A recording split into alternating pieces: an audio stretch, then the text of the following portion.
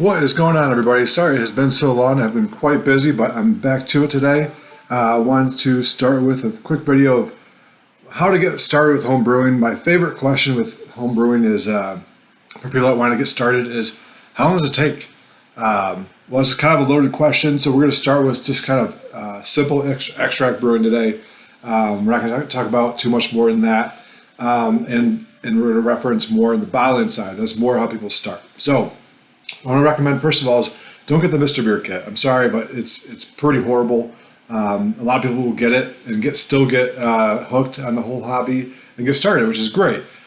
It's kind of surprising though too, because you got to figure it's pretty gross, to be honest. And I tried 2 different kits myself from them, and it just wasn't working.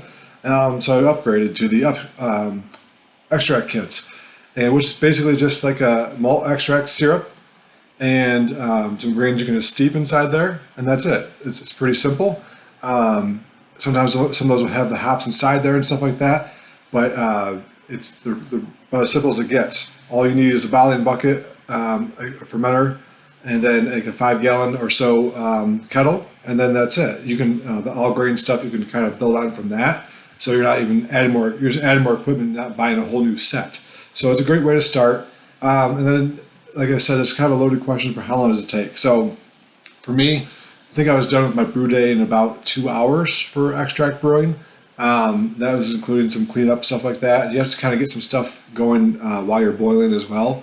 And I'm always doing stuff in between as well. I'm also still doing the dishes or something, and then hanging out with the kids between the whole start. So not just 2 hours centered on just brewing. You get to watch it, of course, especially when it's boiling.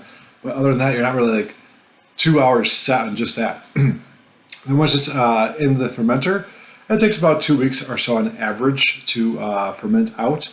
And then from there, the bottling process is a little longer, sometimes about 3 hours or so. It depends on how you're doing it, if you have help or not. If you have help, it's probably way less.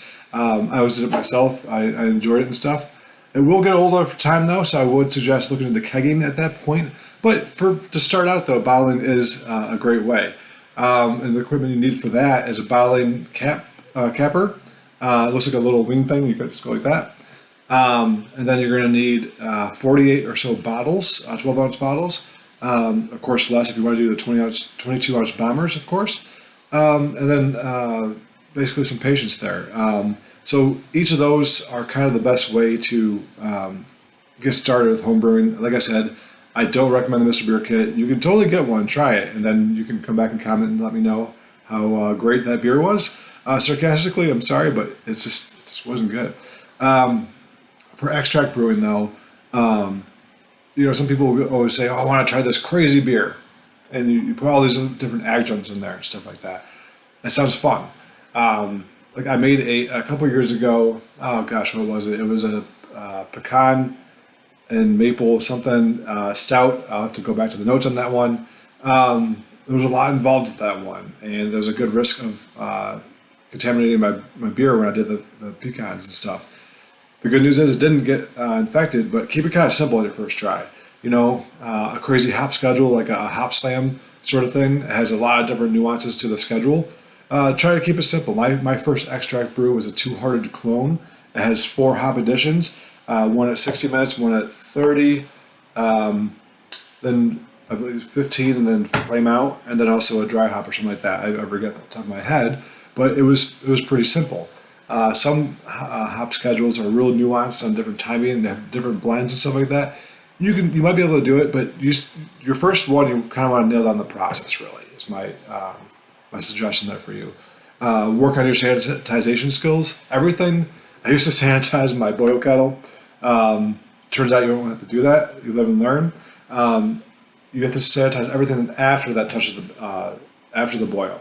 So your fermentation bucket, your bottling bucket, all the bottles, of course, and anything that touches the to those processes as well, like a bottling wand. It looks like a little tube, basically.